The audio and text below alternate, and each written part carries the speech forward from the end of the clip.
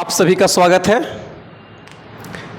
इस बिहार पुलिस के महा मैराथन क्लास में, और जैसा कि आपको कमिटमेंट किए थे 21 दिन में 21 मैराथन, और मैराथन की आज दूसरी सीरीज लेकर फिर आपके सामने हम प्रस्तुत हैं।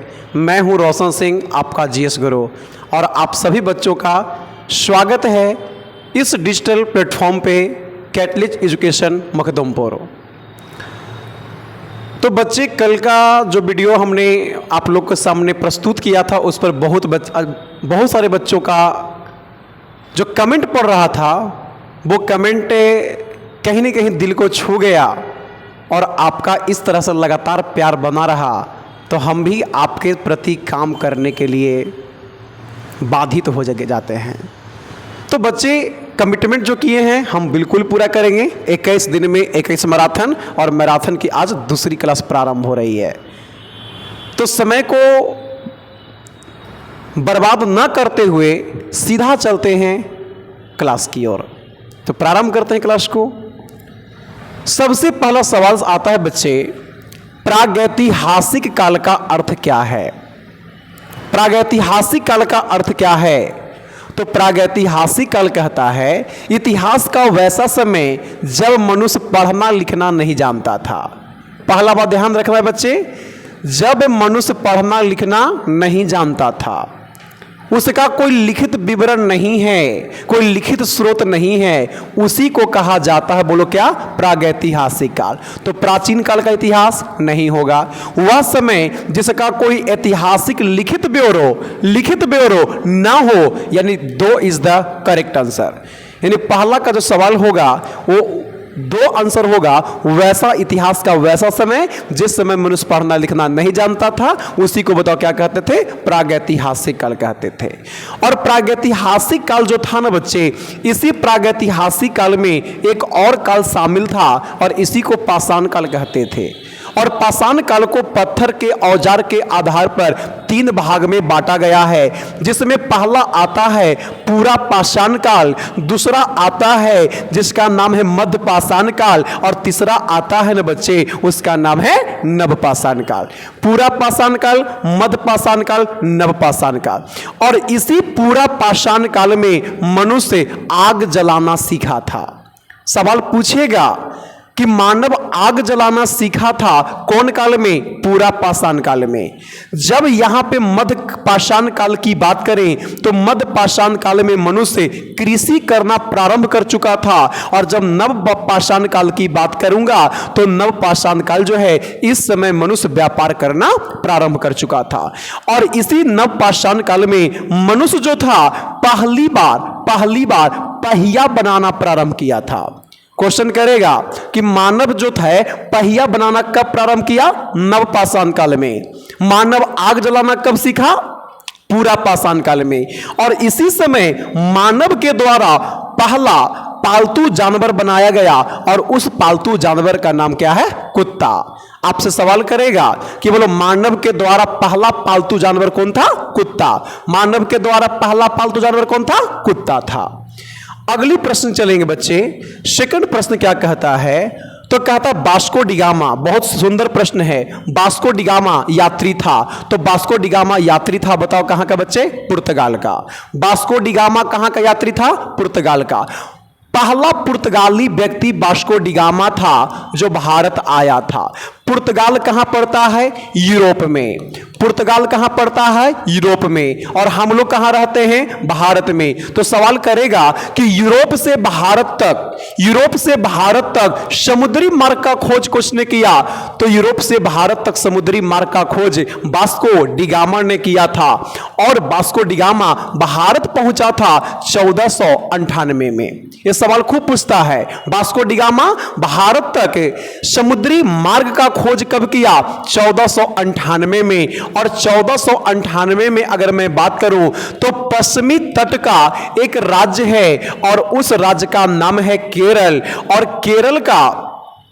केरल में जो पश्चिमी तट है, इस तट का नाम आता है मालाबार का तट, और इसी मालाबार तट पर वास्को डी गामा भारत पहली बार आया था। और मालाबार तट पर एक बंदरगाह मिला और उस बंदरगाह का नाम है कालीकट, और इसी कालीकट बंदरगाह पर वास्को डी गामा 1498 में भारत आया था। सवाल कभी कभी यह पूछता है कि वास्को डी गामा को भारत तक पहुंचने में मदद किसने किया? तो एक भारतीय व्यक्ति है और उसका नाम आता है अब्दुल मनिक गुजराती। अब्दुल मनिक गुजराती, और इसी अब्दुल मनिक गुजराती की सहायता से वास्को डी गामा भारत तक समुद्री मार्ग का खोज किया था। जब वास्को डी गामा केरल पहुंचा था, कालीकट का बंदरगाह पर पहुंचा था, उस समय कालीकट का शासक कौन था? तो कालीकट का शासक कौन था? जमेरिन। अब 3-4 गो सवाल एकदम धुआं धुआं उड़ा दो पकड़ के। वास्को डी गामा भारत कब आया? 1498 में। बताओ वास्को डी गामा भारत किस तट पर आया? पश्चिमी तट पर। पश्चिमी तट के कौन राज्य आया? केरल। केरल का कौन बंदरगाह, केरल का कौन तट था? मालाबार का तट। और मालाबार तट में कौन बंदरगाह था? कालीकट बंदरगाह। कालीकट बंदरगाह तक पहुंचने में सहायता किसने किया? अब्दुल मनिक गुजराती। अब्दुल मनिक गुजराती। और वास्को डी गामा जब भारत के केरल में आया, सहायता कौन किया? तो उसका नाम आता है क्या? जमेरिन। तो यहां पर आपको क्लियर हो गया। अमेरिका तक जो खोज किया था ना, अमेरिका तक जो समुद्री मार्ग का खोज किया था, उसका नाम था कोलंबस। कोलंबस के द्वारा अमेरिका तक समुद्री मार्ग का खोज किया गया था, और भारत तक समुद्री मार्ग का खोज कौन किया था? Vasco D gamma. Vasco D gamma. बोलो बच्चा क्लियर है? स्क्रीनशॉट फटाफट लेते चलिएगा और हम तेजी में आपको आगे निकालते रहेंगे, समय बर्बाद ना करेंगे, समय आपका बड़ा इंपॉर्टेंट है। अगला सवाल है बच्चे, नगर निगम के अध्यक्ष को क्या कहते हैं? तो नगर निगम के अध्यक्ष को महापौर कहते हैं। नगर निगम के अध्यक्ष को क्या कहते हैं? महापौर। नगर निगम के अध्यक्ष को क्या कहते हैं? महापौर कहते हैं। बांग्लादेश एक स्वतंत्र राष्ट्र कब बना? तो कहना बांग्लादेश एक स्वतंत्र राष्ट्र बना था वर्ष 1971 में। बांग्लादेश से स्वतंत्र राष्ट्र कब बना? 1971 में। और 1971 में ध्यान रखना कि बांग्लादेश जो है पाकिस्तान से आजाद हुआ था। बांग्लादेश पाकिस्तान से आजाद हुआ था 1971 में।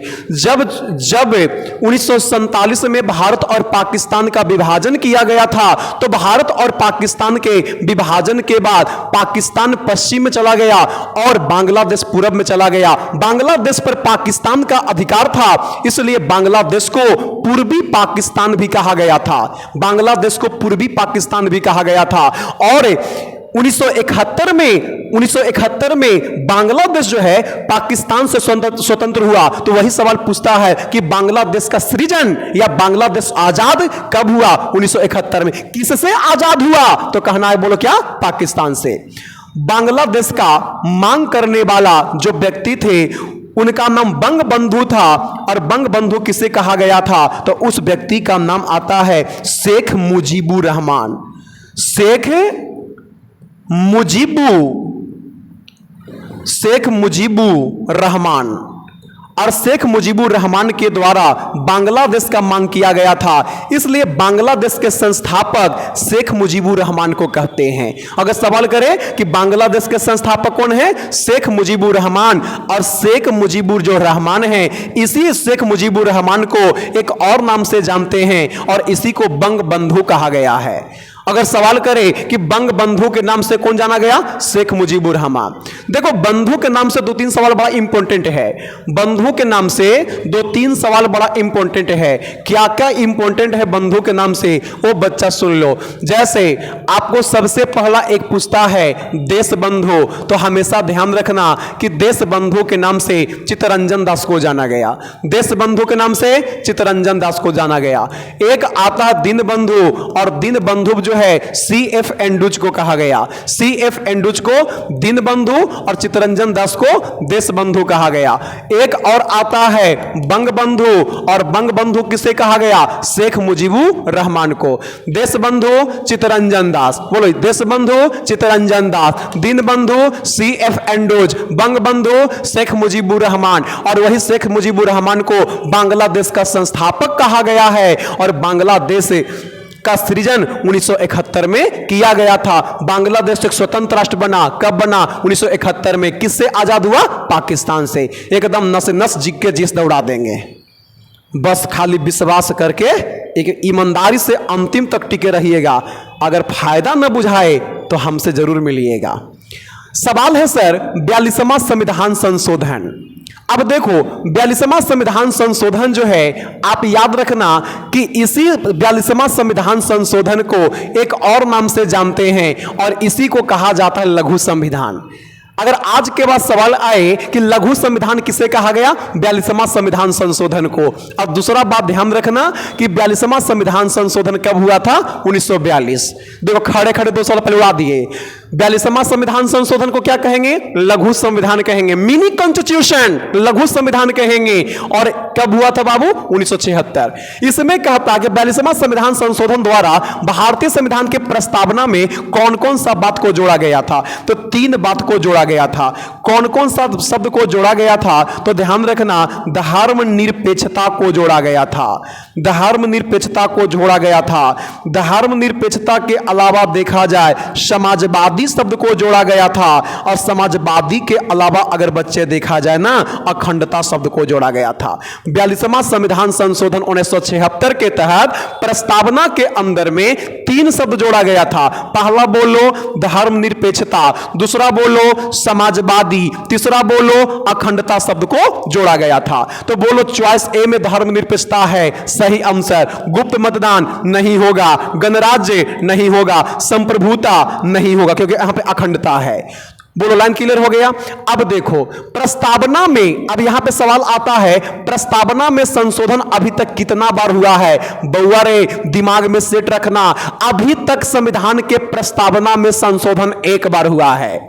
अभी तक संविधान के प्रस्तावना में संशोधन 1 बार हुआ है, और वो हुआ है कब? 1976 में, 1976 में। कौन सा संविधान संशोधन के तहत? तो कहना 42वां संविधान संशोधन के तहत।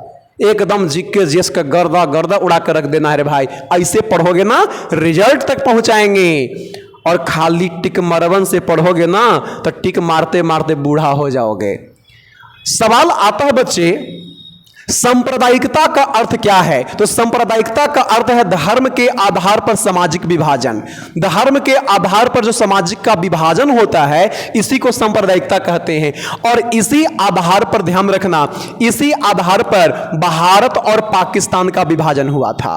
अगर सवाल करें कि भारत और पाकिस्तान का जो विभाजन हुआ था किस आधार पर हुआ था? सांप्रदायिकता के आधार पर किया गया था, जिसमें कहा गया कि पाकिस्तान के तरफ इस्लाम धर्म होगा और भारत के तरफ सनातन अर्थात हिंदू या ये होगा। लेकिन हमारे संविधान के अंदर में धर्मनिरपेक्षता शब्द को जोड़ दिया गया है, इन सभी धर्म को आपस में बराबर रखा गया है।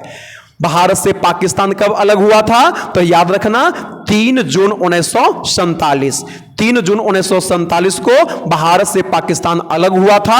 और भारत और पाकिस्तान के बीच में कौन सा रेखा है? तो हमेशा याद रखना कि भारत और पाकिस्तान के बीच में रेड क्लिप रेखा है। भारत और पाकिस्तान के बीच में रेड क्लिप रेखा है। और रेड क्लिप रेखा का निर्धारण कब किया गया था? तो ध्यान रखना कि रेड क्लिप रेखा का निर्धारण 17 अगस्त 1947 को किया गया था। सर रेड क्लिप एक व्यक्ति थे, कौन? Sir red clip. Sir red clip, और सर रेड क्लिप के द्वारा 17 अगस्त 1947 को भारत और पाकिस्तान के सीमा का निर्धारण किया गया था, और उसका नाम पड़ा रेड क्लिप रेखा।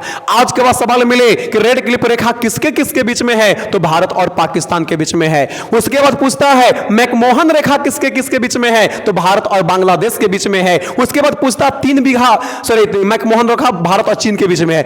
उसके बाद पूछता है 3 बीघा कॉरिडोर किसके किसके बीच में है? भारत और बांग्लादेश के बीच में है। आदम का पुल किसके किसके बीच में है? तो भारत और श्रीलंका के बीच में है। ऐसे मारोगे मुजवानी, सवाल के वहां पचौनी निकाल के आना है। मुंह लटकार के परीक्षा से नहीं आना है रे भाई। बोलो एकदम लाइन क्लियर हो गया। अगला सवाल कहता है बच्चे 2011, ये पुराना आंकड़ा है और अभी जितने भी एग्जाम्स हो रहे हैं, चाहे बिहार दरोगा हम लोग देखे थे कि 2011 के जनगणना से क्वेश्चन आ रहा था। 2011 के जनगणना के अनुसार महिलाओं का साक्षरता प्रतिशत लगभग कितना है? तो लगभग आपको 65% है। लगभग कितना बच्चे? 65% साक्षरता दर है। फिर आता है भारतीय राष्ट्रीय कांग्रेस के संस्थापक कौन थे? दादा भाई नौरोजी नहीं थे, एनी बेसेंट नहीं थे। यानी आगे चॉइस देखते हैं। यहां पे आपको ध्यान देना बच्चे, यहां पे ए गोपाल कृष्ण गोखले नहीं थे, यानी सही आंसर क्या होगा? ए.ओ. ह्यूम। ए.ओ. ह्यूम। अब 2-3 बात ध्यान दो। भारतीय राष्ट्रीय कांग्रेस का स्थापना 1885 में हुआ था।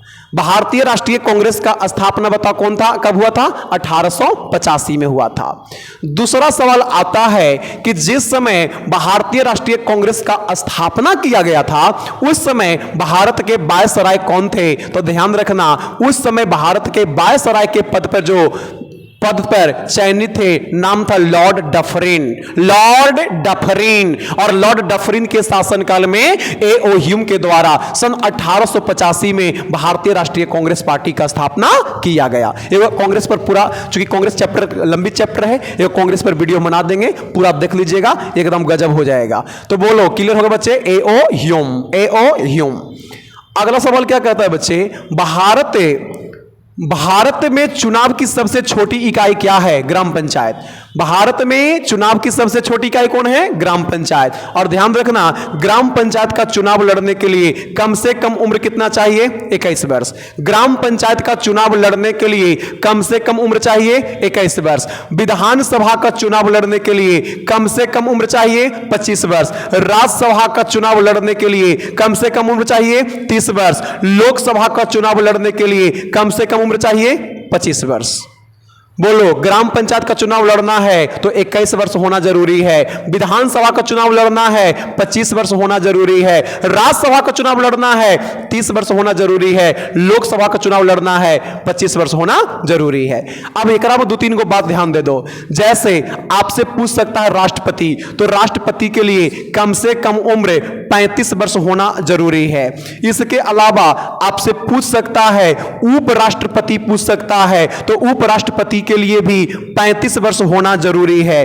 इसके अलावा आपसे पूछ सकता है प्रधानमंत्री, तो प्रधानमंत्री के लिए 25 वर्ष होना जरूरी है। इसके अलावा आपसे पूछ सकता है मुख्यमंत्री, तो मुख्यमंत्री के लिए 25 वर्ष होना जरूरी है। इसके अलावा राष्ट्रपति हो गया, उपराष्ट्रपति और प्रधानमंत्री, मुख्यमंत्री। इसके अलावा और क्या पूछ सकता है? तो पूछ सकता है राज्यपाल, तो राज्यपाल बनने के लिए कम से कम उम्र 25 वर्ष होना जरूरी है। तो ये सब कम से कम आपको दिमाग में सेट होना चाहिए, कितना उम्र के किस चुनाव के लिए कम से कम कितना उम्र होना जरूरी है। अगला सवाल की ओर चले बच्चे, अगला सवाल के लिए चलें तो बड़ा अच्छा सवाल है। क्वेश्चन है, संयुक्त राष्ट्र के सुरक्षा परिषद के बारे में क्या सही नहीं है? क्या सही नहीं है? तो कहा इसके 5 अस्थाई और 10 अस्थाई सदस्य हैं। ये बिल्कुल सही है। और ये 5 सदस्य कौन कौन हैं ये आपसे पूछता है। तो ध्यान रखना, B4 आता है जिसको कहते हैं ब्रिटेन। B4 Britain. F4 आता है और F4 आता है बच्चे जिसका नाम फ्रांस है। C4 आता है और C4 आपको क्या आएगा बच्चे? तो कहना कि C4 चाइना आता है। A से अफ्रीका आता है। अफ्रीका, सॉरी अमेरिका आ जाएगा।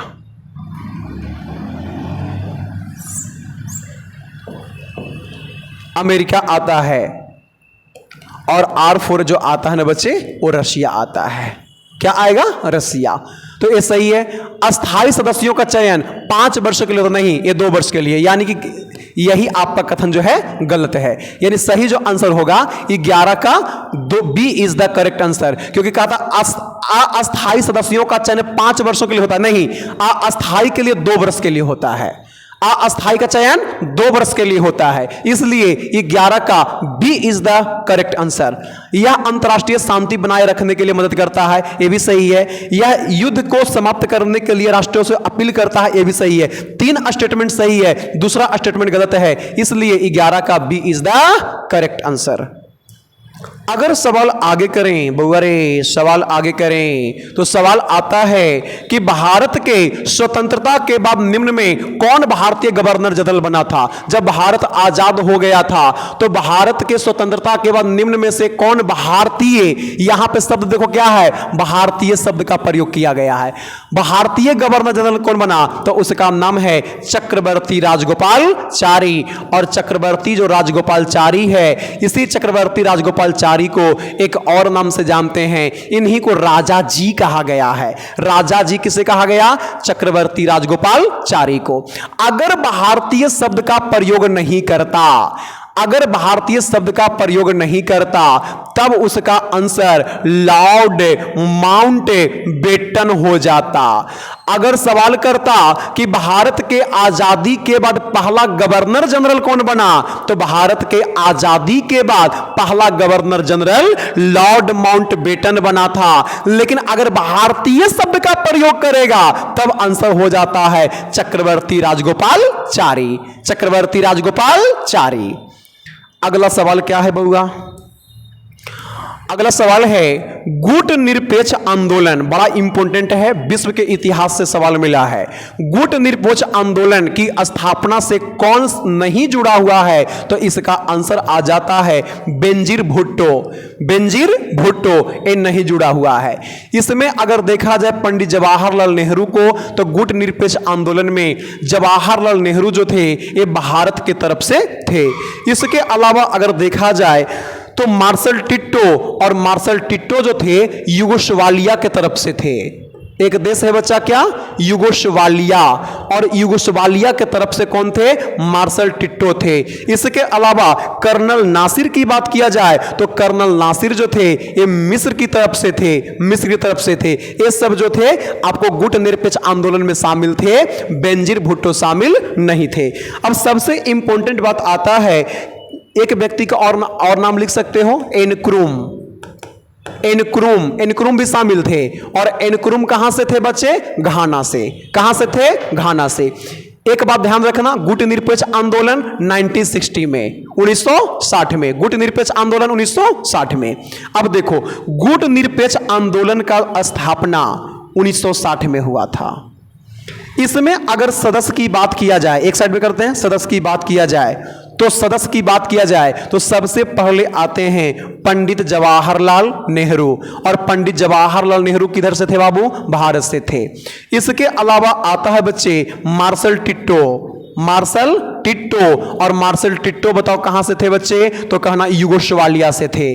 मार्शल टिट्टो कहां से थे बच्चे? युगोस्लाविया से थे। इसके बाद और कौन शामिल थे? तो कहना कर्नल नासिर साहब थे।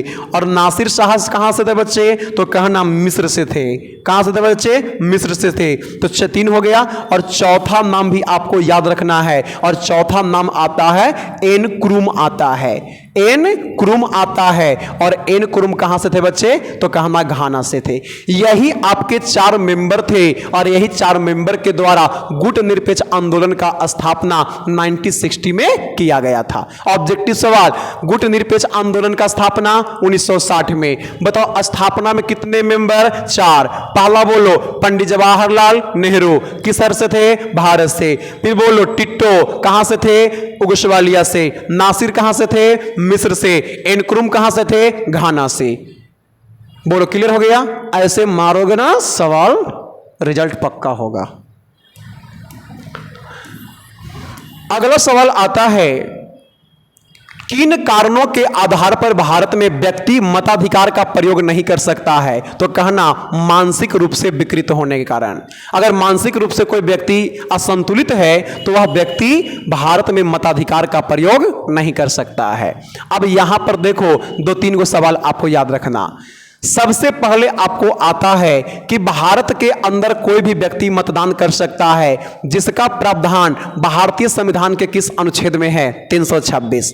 भारतीय संविधान के अनुच्छेद 326 में प्रावधान किया गया है कि वैसे व्यक्ति जिसका उम्र 18 वर्ष पूरा हो चुका है वैसे व्यक्ति भारत में मतदान कर सकता है। और ध्यान रखना कि मतदान करना कैसा अधिकार है, तो बबुआ ध्यान रखना रे, मतदान करना एक कानूनी अधिकार है। हो सकता है कानूनी शब्द का प्रयोग नहीं करे तो विधि शब्द का प्रयोग कर सकता है, तो कानूनी अधिकार या विधि अधिकार है। बताओ क्या? मतदान करने का अधिकार, यानी 14 का ए इज द करेक्ट आंसर। बोलो भारत का हर व्यक्ति निर्वाचन कर सकता है। कितना बताओ? किस अनुच्छेद में? 326 में। बताओ निर्वाचन करने के लिए, मतदान करने के लिए बताओ कितना उम्र चाहिए? 18 साल।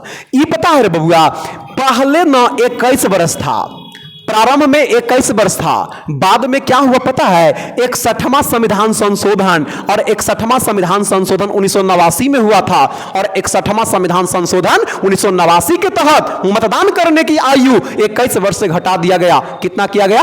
18 वर्ष। ठीक है, ऐसे पढ़े पड़ेगा। अब देखो, अब वीडियो ठीक लगे ना तो थोड़ा कमेंट कर दीजिएगा बढ़िया वाला, हमरो मन थोड़ा बढ़ जाता है, और लाइक बटन दबा दीजिएगा। बताइए ना, देखता है वीडियो 1,000 विद्यार्थी और लाइक करता 200, दबावे में क्या जाता है? दबा दीजिए, शेयर कर दीजिए, लाइक कर दीजिए, सब्सक्राइब कर दीजिए। अगर कंटेंट कम देंगे तब ना, मगध के धरती से ना अपने चैनल को लेके बहुत अच्छा स्तर तक आना है। संघर्ष मेरा जारी है, आपको भी रिएक्शन दिखाना पड़ेगा, क्रिया के विपरीत प्रतिक्रिया देना पड़ेगा। भारत में अभियुक्तों को दी गई फांसी को, सजा को निरस्त करने का अधिकार भारत में किसके पास है? तो ध्यान रखना कि भारत में किसी व्यक्ति को फांसी का सजा पड़ गया हो गया है तो उसको निरस्त करने का जो अधिकार है वो राष्ट्रपति के पास है। और यह जो अधिकार प्राप्त है, ध्यान रखिएगा, भारतीय संविधान के अनुच्छेद 72 में। भारतीय संविधान के अनुच्छेद 72 में लिखा गया है कि किसी भी व्यक्ति के मृत्यु दंड को राष्ट्रपति के द्वारा माफ किया जा सकता है। राष्ट्रपति किसी भी व्यक्ति के मृत्यु दंड को माफ कर सकता है। अनुच्छेद कितना में? 72 में। ठीक है। ब्रिटिश प्रधानमंत्री ग्रेन बिले ने स्टॉप एक्ट किस वर्ष में पारित किया था? किस वर्ष में पारित किया था? तो इसका सही आंसर आपको मिल जाता है बच्चे, सन 1765 में हुआ था। ब्रिटिश प्रधानमंत्री ग्रेन बिले ने स्टॉप एक्ट किस वर्ष पारित किया था बच्चे? 1765 में। फिर सवाल इंपॉर्टेंट है, रॉलेट एक्ट कब पारित हुआ था? तो ध्यान रखना, रॉलेट एक्ट पारित हुआ था वर्ष 1919 में। रॉलेट एक्ट कब पारित हुआ था? वर्ष 1919 में। रॉलेट एक्ट को किस नाम से जाना गया है? तो रॉलेट एक्ट को ब्लैक एक्ट कहा गया है। पहला बात ध्यान रखना। दूसरा, बिना अपील, बिना दलील और बिना वकील। बिना अपील, बिना दलील, बिना वकील, बिना अपील, बिना दलील, बिना वकील का कानून रॉलेट एक्ट को कहा गया था। और कहने वाले व्यक्ति जो थे कोई और नहीं, भारत के महान पुरुष थे, और उनका नाम था मोहनदास करमचंद गांधी, अर्थात महात्मा गांधी। ठीक है।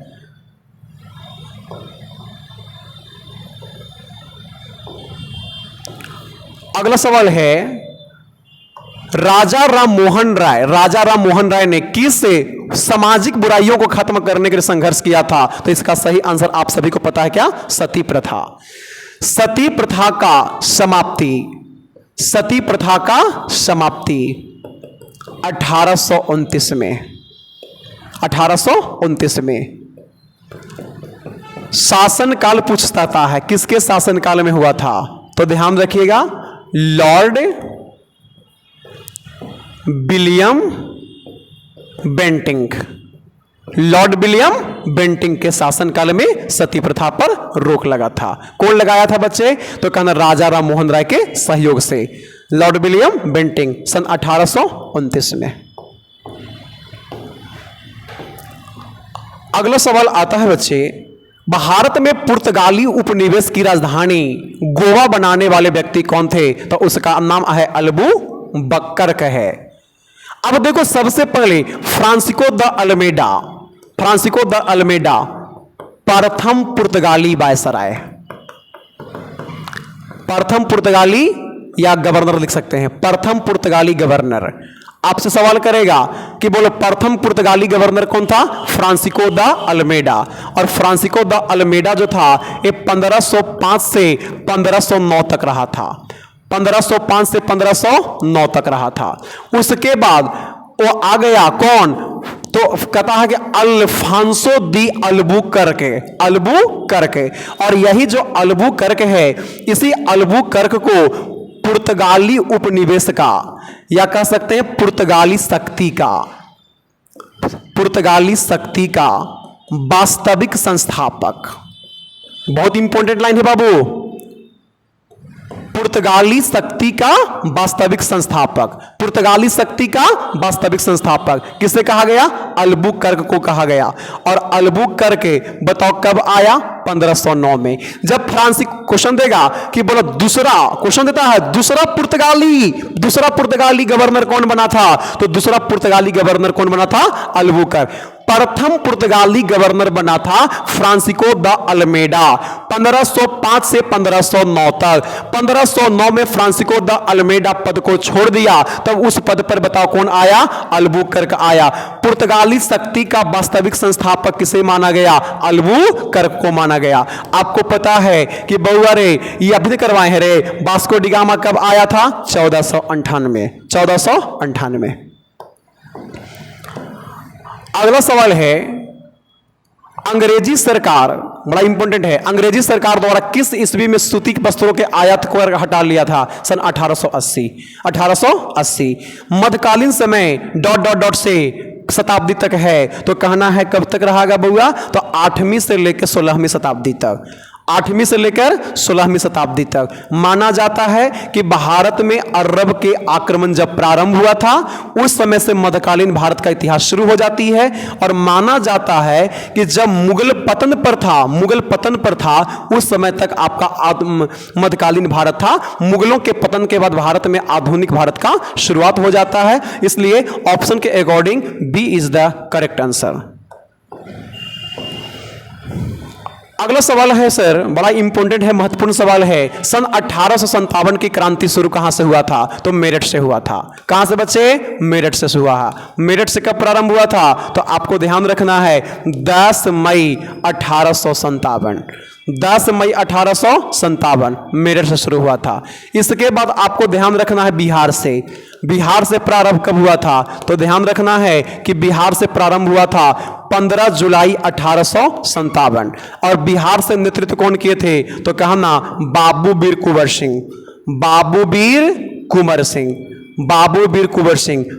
कुंवर सिंह कहां के थे? तो कहना भोजपुर से थे।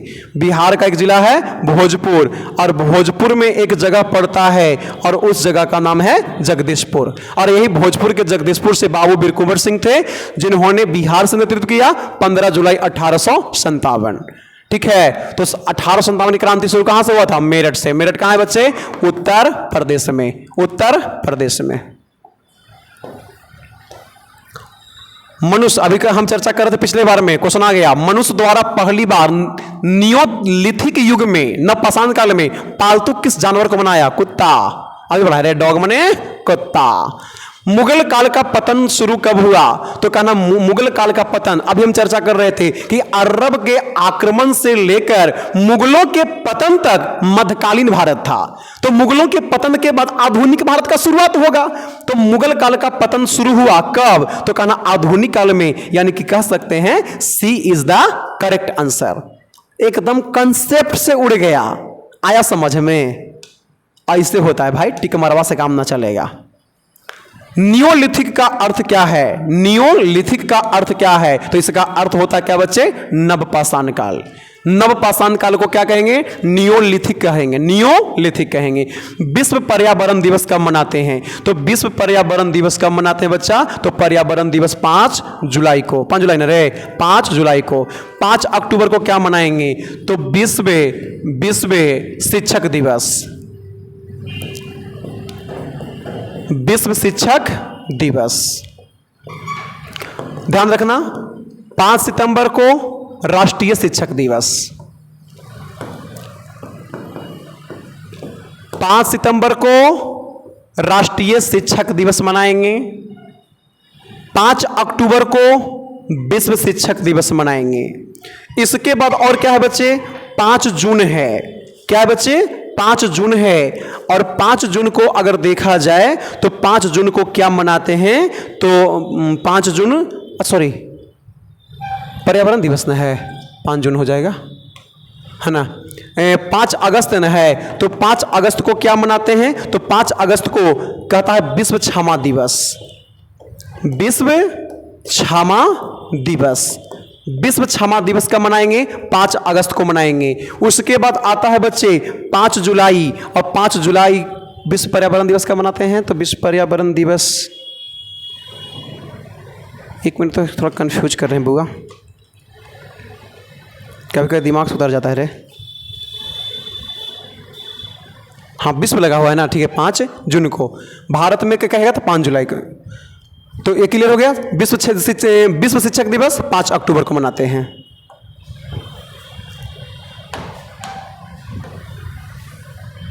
अगला सवाल आता है, निम्नलिखित में कौन सा प्राकृतिक पर्यावरण का घटक नहीं है, तो बांध नहीं है।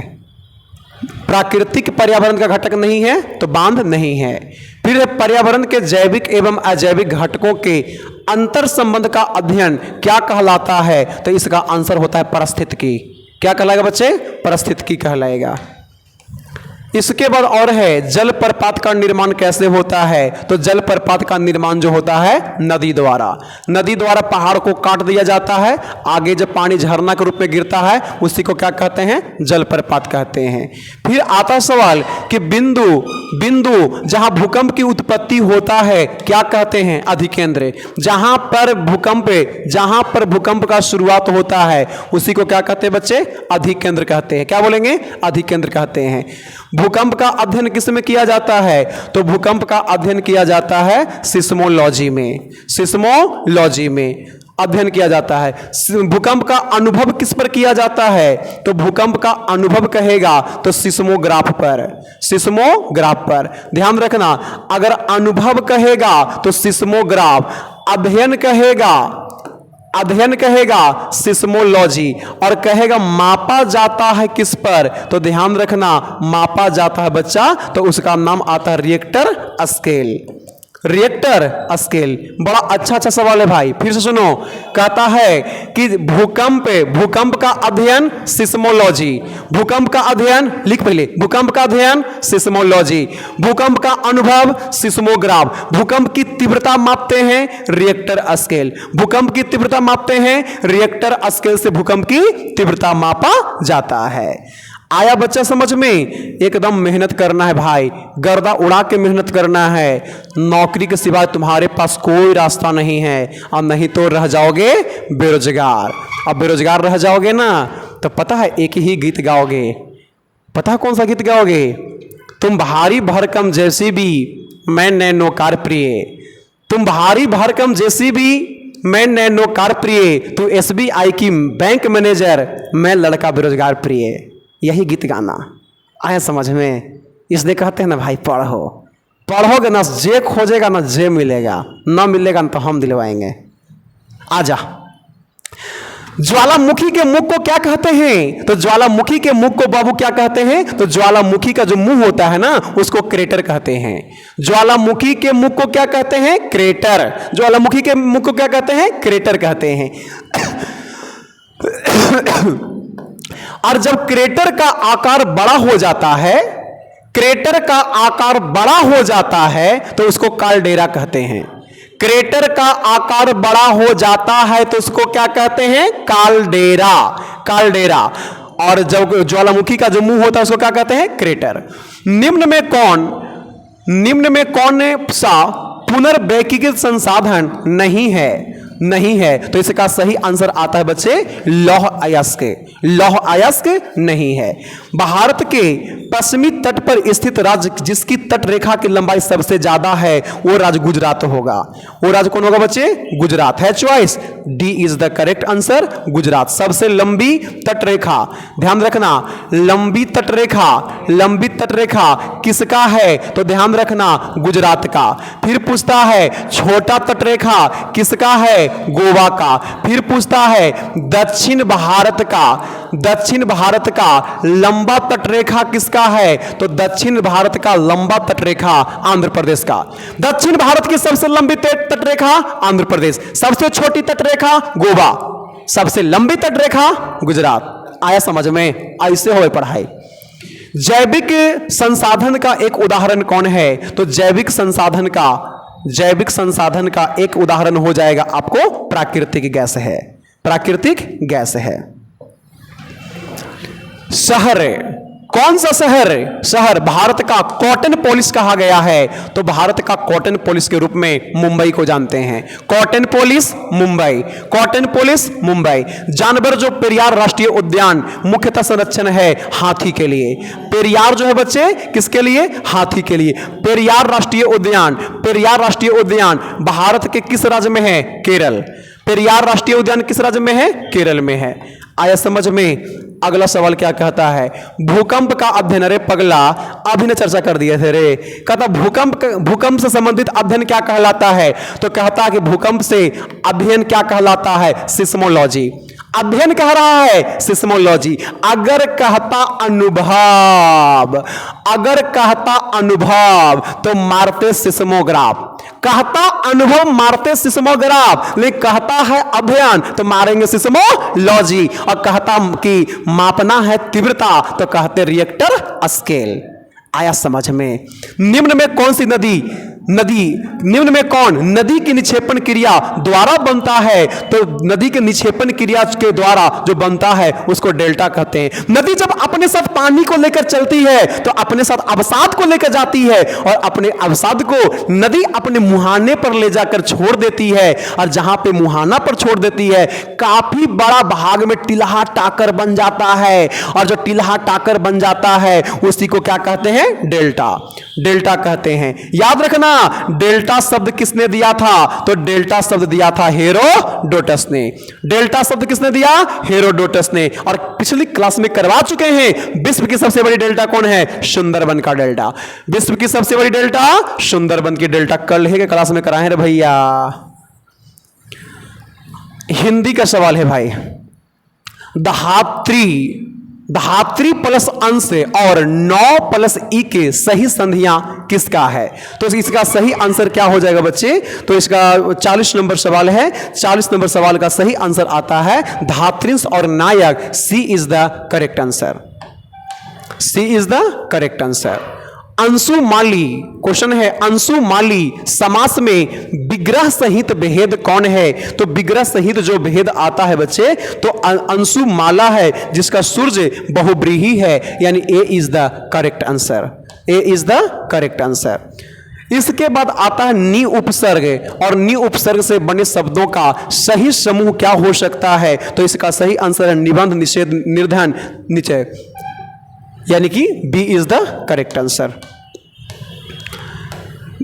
इनमें संबोधन कारक का शुद्ध रूप कौन हो सकता है? तो संबोधन का जो सबसे अच्छा हो सकता है तो भाइयों एवं बहनों। सी इज द करेक्ट आंसर।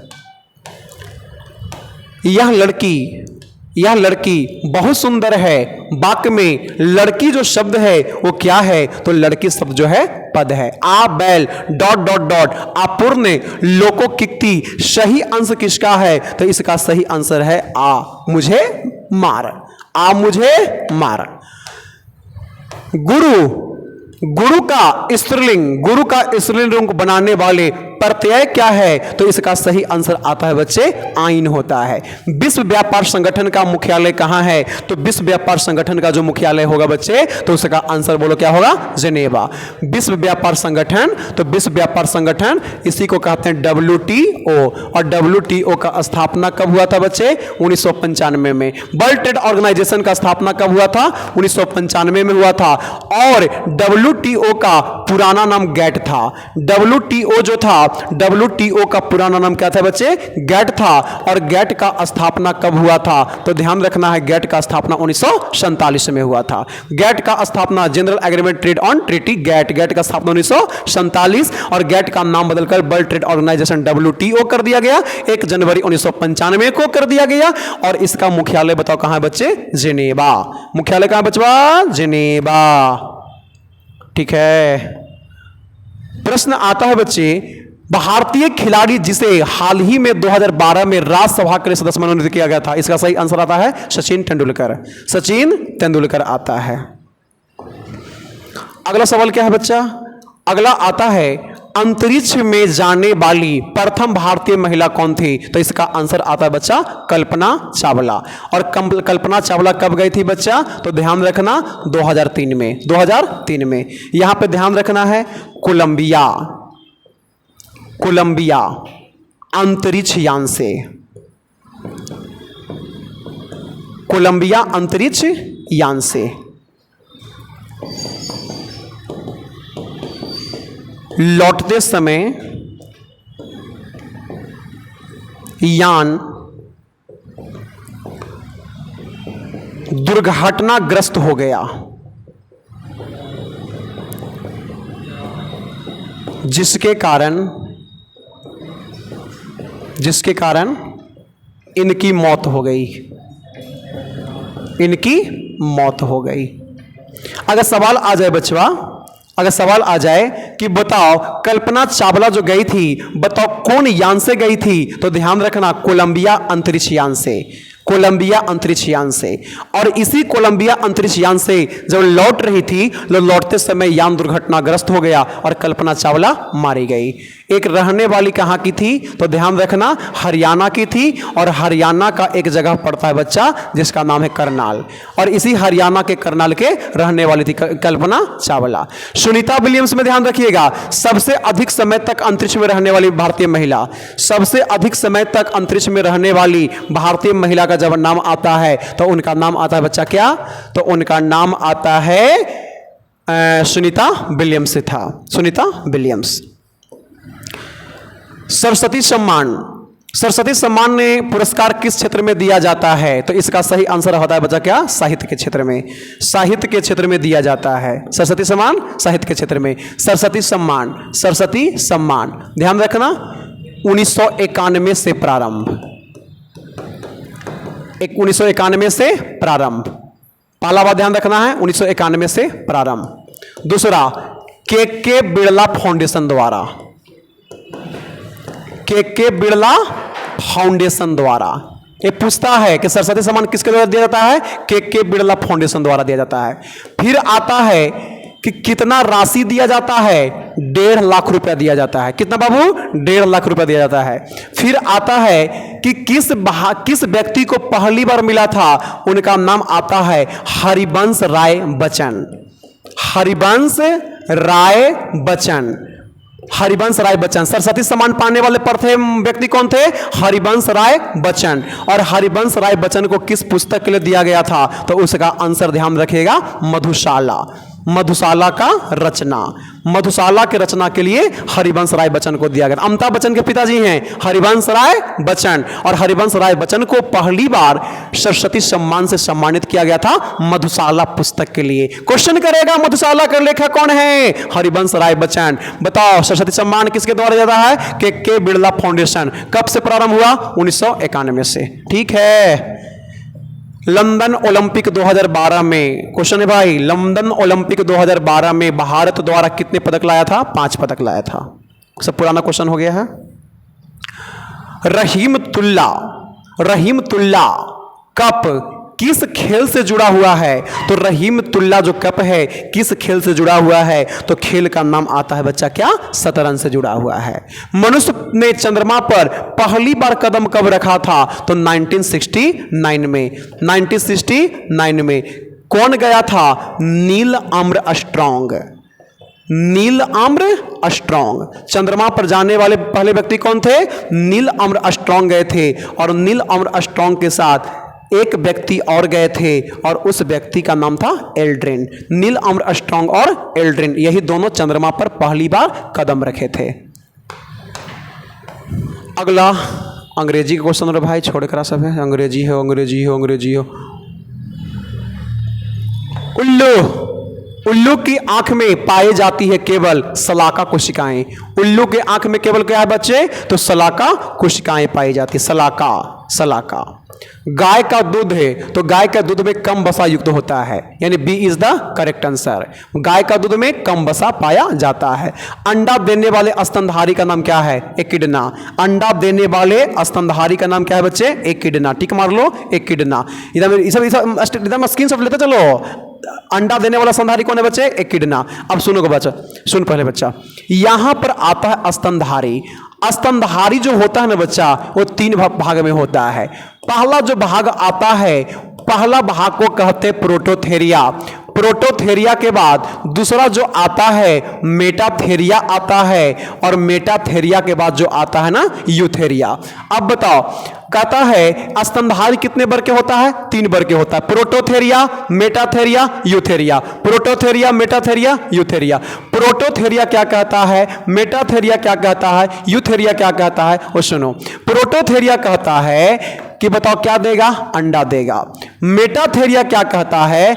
अल्प विकसित बच्चों को देगा। और यूथेरिया क्या कहता है? तो यूथेरिया पूर्ण विकसित बच्चों को जन्म देगा। प्रोटोथेरिया का सबसे अच्छा उदाहरण कौन है? एकिडना है। मेटाथेरिया का सबसे अच्छा उदाहरण कौन है? कंगारू है। और यूथेरिया का सबसे अच्छा उदाहरण कौन है? तो मानव है, कुत्ता है, बिल्ली है। मानव, कुत्ता, बिल्ली। अंडा देने वाला स्तनधारी, अंडा दिल को तो कौन हो? एकिडना। एकिडना, एकिडना किस में आएगा? तो आप ध्यान रखना, एकिडना आता है तो उसका आंसर आएगा प्रोटोथेरिया। प्रोटोथेरिया। एकिडना किस में आएगा? प्रोटोथेरिया में आएगा। अगला सवाल आता है बच्चा, किस क्वेश्चन है, द्वितीय महायुद्ध के अंतिम चरण में परमाणु बम विस्फोट से कौन सा शहर सबसे ज्यादा प्रभावित हुआ था? उसका आंसर आता है हिरोशिमा। और हिरोशिमा पर पटकाया था 6 अगस्त 1945 को। 6 अगस्त 1945 को। और 6 अगस्त 1945 को जो पटकाया था उसका नाम आता क्या बच्चे? तो उस परमाणु बम का नाम था लिटिल बॉय। कौन सा परमाणु बम था बच्चे? लिटिल बॉय था। निम्न में कौन सा घरेलू अपशिष्ट जैव अनिम्नीकरणीय नहीं है? तो 65 नंबर सवाल जो है इसका सही आंसर आ जाता है बच्चे, तो उसका आंसर आता है बच्चे तो कागज हो जाएगा। क्या हो जाएगा बच्चे? कागज, कागज हो जाएगा। अगला सवाल क्या कहता है? शैवाल, शैवाल जल पक्षी, शैवाल जल पक्षी, बड़ी मछली और छोटी मछली से बनी आहार श्रृंखला में डीडीटी का सांद्रण किस जीव में सबसे अधिक होता है? तो सबसे जो अधिक होता है उसका सही आंसर आता है बच्चे क्या? जल मछली। क्या हो जाएगा? जल मछली। इसके बाद क्या है? फफूंदी क्या है? फफूंदी क्या है? तो फफूंदी जो है परजीवी एवं सेप्रोफिटिक यानी दोनों है, यानी कि परजीवी भी है, सेप्रोफिटिक भी है, यानी सी इज द करेक्ट आंसर। इसके बाद आता है एडिटिव भोजन। अब समझो सबसे पहले क्या है एडिटिव भोजन क्या है? यानी कह सकते हैं सुचारू रूप से शरीर संचालन के लिए, सुचारू रूप से शरीर संचालन, शरीर संचालन के लिए उपयुक्त भोजन, उपयुक्त भोजन को बताओ क्या कहते हैं? एडिटिव भोजन कहते हैं, एडिटिव भोजन कहते हैं। और एक काम क्या करता है बच्चा? तो रोगनाशक और खनिज दोनों का काम करता है। सी इज द करेक्ट आंसर। किस पदार्थ के परिवहन के लिए पौधों को ऊर्जा चाहिए? किस पदार्थ के परिवहन के लिए पौधों को ऊर्जा चाहिए? तो उसका आंसर बता क्या हो जाएगा बच्चा? खनिज, खनिज हो जाएगा। क्या हो जाएगा बच्चा? खनिज के लिए चाहिए। एक अवतल लेंस के लिए वस्तु की दूरी, तो सुन लो, अवतल लेंस के वस्तु की दूरी क्या होगा? तो वस्तु का जो दूरी होता है, अवतल लेंस हो चाहे उत्तल लेंस हो, अवतल दर्पण हो चाहे उत्तल दर्पण हो, सबके लिए हमेशा ऋणात्मक होता है। सबके लिए क्या होगा बच्चे? ऋणात्मक होगा। अगला क्वेश्चन है कि ये किसी 100 ओम वाले प्रतिरोध से 2.2 एम्पियर धारा को प्रवाहित किया जाता है, प्रवाहित किया जाता है। तो प्रतिरोध के सिरों से विभवांतर क्या होगा? तो यहां पे याद रखना V is equal to I R, V is equal to I R. अब विभवांतर भी निकालना है बच्चा। I का जो मान है ना बच्चा वो 2.2 है, इंटू आर का मतलब आपको क्या हो गया, तो आर का जो मतलब रेजिस्टेंस हो गया, और रेजिस्टेंस का मान कितना है बच्चा, 100 है। दोनों को पकड़ के मल्टीपल कर दो तो कितना आ जाएगा बच्चा, 220 आ जाएगा, 220 आ जाएगा। यानी 71 का 220 जहां पे भी रहेगा टिक मार देंगे। कैसे बना, तो आपको याद रखना है ओम के नियम से V is equal to I R. भी जो है विभवांतर को दिखा रहा है, आई जो है धारा को दिखा रहा है, आर जो है रेजिस्टेंस को दिखा रहा है। मल्टीपल कर लिए 220 आ गया। यानी कि यहां पे जो आगे चॉइस रहेगा उसमें टिक मार देंगे 220 वोल्ट। यानी कि यहां पे B is the correct answer. बेलामिन कोशिकाओं की उपस्थिति लाक्षणिक होती है, किसमें होती है, तो ध्यान रखना, तो इसका आंसर आता है एपीफाइट से। एपीफाइट से होता है। यानी कि 72 नंबर जो सवाल है, 72 नंबर सवाल का आंसर क्या हो जाएगा बच्चे, एपीफाइट से है। अब यहां पर देखो एपीफाइट्स क्या होता है, देखा होगा कि पेड़ जो होता है, पेड़ के ऊपर पेड़ उग जाता है, पेड़ के ऊपर पेड़ उगेगा और उसका जो जड़ है ना वो हवा में झूलता रहेगा। उसी को बताओ क्या कहते हैं बच्चे, तो जो हवा में झूलता है ना उसी को बेलामिन कहते हैं। क्या बोलते हैं, बेलामिन कहते हैं। और उसी का नाम बोलो क्या है बच्चा, एपीफाइट से होता है। G इजकल टू, ध्यान रखा, G इजकल टू यानी G का जो मान होता है ना, G बराबर होता है 6.67 गुना 10 के पावर -11 न्यूटन मीटर स्क्वायर पर केजी स्क्वायर।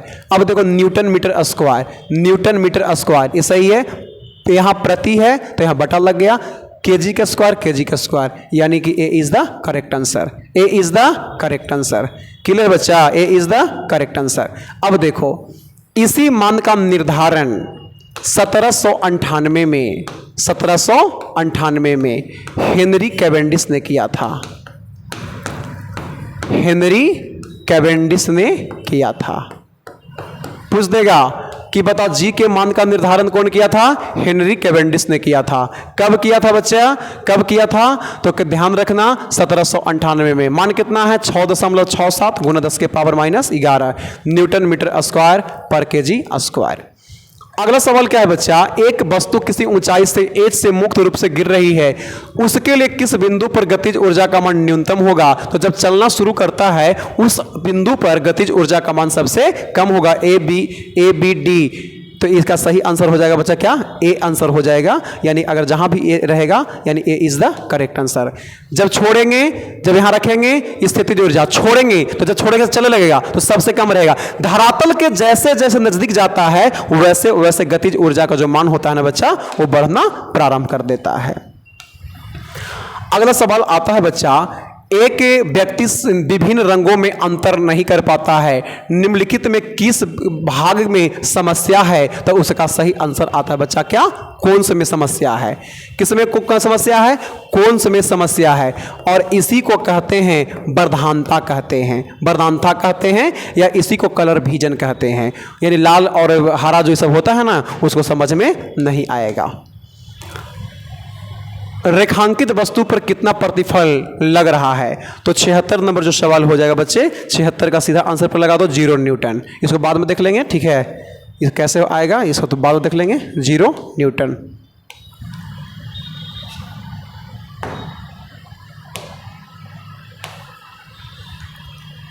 Zero Newton. 5 ओम और 10 ओम के प्रतिरोध किसी परिपथ में श्रेणी क्रम से जुड़े हैं, निम्न विकल्प संभव है, तो दोनों प्रतिरोध के बीच विभवांतर अलग अलग होगा, सही है। दोनों प्रतिरोध के बीच विभवांतर समान होगा, गलत है। 5 ओम के प्रतिरोध के लिए विभवांतर 10 ओम वाले प्रतिरोध से दुगना होगा, और 10 ओम प्रतिरोध वाले 5 से, यानी कि ये भी गलत है। यानी 4 सही, 1 और 4 सही है, 1 और 4 दोनों सही है। यानी जब दोनों सही होगा तो आंसर क्या हो जाएगा बच्चे, सी इज द करेक्ट आंसर। इसके बाद अगर देखें, निम्न में कौन सा तारामंडल अप्रैल माह में आकाश के उत्तरी भाग में दिखलाई पड़ता है, तो इसका सही आंसर आता है बृहद सप्तर्षि। बृहद सप्तर्षि आता है, बृहद सप्तर्षि आता है। अगला सवाल है, किसी आवृत्ति बारंबारता सारणी के माध्यिका उल्लेखित विधि से निकालने के लिए, तो इसका सही आंसर आ जाएगा बच्चे 79 नंबर सवाल आ जाएगा। 79 इसका आवृत्ति वक्र है। सब मैथ का प्रश्न सवाल है। मैथ का सवाल आपको डील नहीं करेंगे, आवृत्ति वक्र हो जाएगा। जब किसी वस्तु को ऊर्ध्वाधर ऊपर की ओर फेंका जाता है तो उच्चतम बिंदु पर वेग का मान होगा, न्यूनतम हो सकता है लेकिन शून्य नहीं होगा। B is the correct answer. 10 centimetre की फोकस दूरी के उत्तल लेंस एवं 20 सेंटीमीटर के फोकस के दूरी के एक अवतल लेंस का समान अच्छी स्थिति में सटाकर रखा जाता है तो संयुक्त लेंस एक किसका निर्माण कर सकता है? 1 2 3 1 2 3 4 यानी कि 4। यानी सवाल क्या कर रहा है बच्चा? तो कह रहा है कि तो इसका में आता है उत्तल लेंस का काम करेगा, यानी कि B is the correct answer.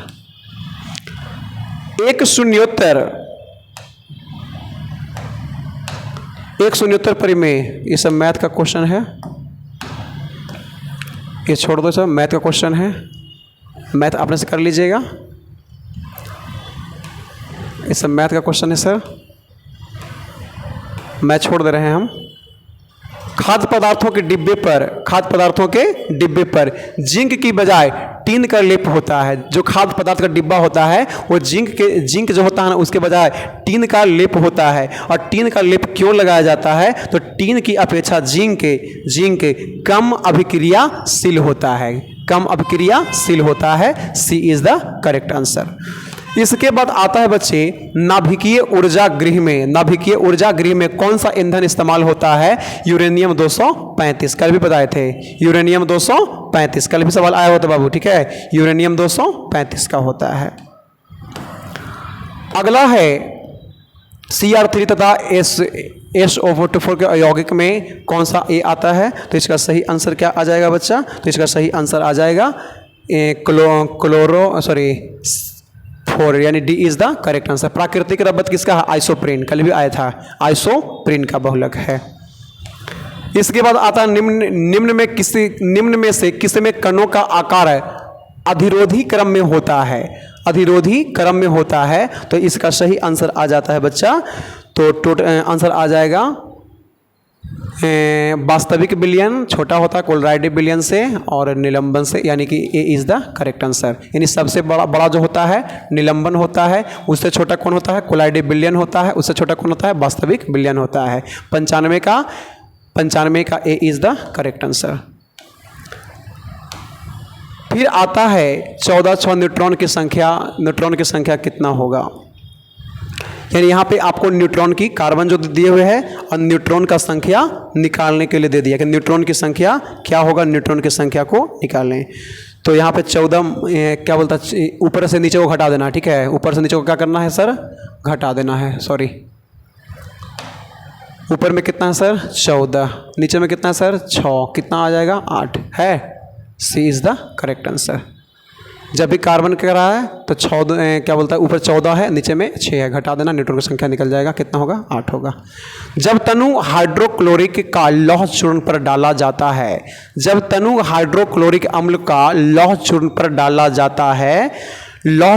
डाला जाता है, तो कौन सी गैस निकलने की संभावना होती है या कौन सी गैस निकलती है? तो इसका सही आंसर आ जाता है हाइड्रोजन, H2 निकलती है। फिर आता है सूर्य में उपस्थित नाभिकीय ईंधन कौन है? तो सूर्य के में आता है जो बच्चा, उसका नाम मुख्य रूप से कौन है? हाइड्रोजन होता है ना बच्चा, यही सबसे हल्का तत्व है, या इसी को आवारा तत्व कहते हैं। यही क्या है? आवारा तत्व है। इसी को भविष्य का ईंधन कहा गया है। भविष्य का ईंधन क्वेश्चन करेगा, भविष्य का ईंधन किसे कहा गया है बच्चे? तो भविष्य का ईंधन कहा गया किसको? हाइड्रोजन को कहा गया है। इसके बाद अगर आता है निम्नलिखित में कौन सा जैव मात्रा ऊर्जा का स्रोत नहीं है? तो जैव मात्रा ऊर्जा का स्रोत नहीं है, तो इसका सही आंसर आ जाता है बच्चा हाइड्रोजन। क्या हो जाएगा बच्चा? हाइड्रोजन नहीं है। और अंत भला तो सब भला, अंतिम सवाल की ओर चले हैं और अंतिम सवाल आता है पदार्थ का सबसे छोटा कण। पदार्थ का सबसे छोटा कण जो पदार्थ की सब विशेषता को बताता है वह क्या कहलाता है बच्चा? तत्व कहलाता है। ध्यान रखना, आधुनिक आवर्त सारणी पर कुल तत्वों का संख्या कितना है? 118 है। 118 में ध्यान रखना, ठोस अवस्था में कितना है? 101 है। द्रव अवस्था में कितना है? तो द्रव अवस्था में आपका 7 है और गैसीय अवस्था में देखोगे तो गैसीय अवस्था में कितना हो जाएगा बच्चे? 6 है। ठोस में 101 है, द्रव में 6 है और गैस में कितना है? 11 और 6 17 17 1 18 और 100 इधर 118। पूछ देगा आधुनिक आवर्त सारणी में ठोस में कितने हैं? 101 हैं, द्रव में कितना है? 6 है, गैस में कितना है? 11 है। तो ये आपका बिहार पुलिस का दूसरा सीरीज का आज का संपूर्ण विश्लेषण रहा और चलते चलते आपसे अंतिम आग्रह करेंगे कि कंटेंट अच्छी लगे, वीडियो अच्छी लगे तो चैनल को लाइक करते चलिए, सब्सक्राइब करते चलिए और अपने उन मित्रों तक एकदम धुआंधार शेयर कीजिए जो बिहार पुलिस की परीक्षा में बैठने जा रहे हैं। टारगेट स्कोरिंग 70+ रखेंगे। 21 दिन का महामैराथन क्लास है।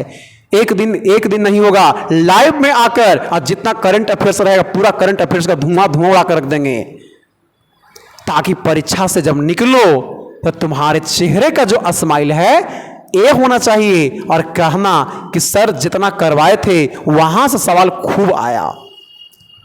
तो आज तक समस्त आज हम लोग क्या यहीं पे विदा लेंगे और फिर मिलेंगे नए एपिसोड में बिहार पुलिस के महामैराथन की तीसरी सीरीज में। और चलते हैं, विदा लेते हैं। आज तक इतना ही। शुभ रात्रि, धन्यवाद।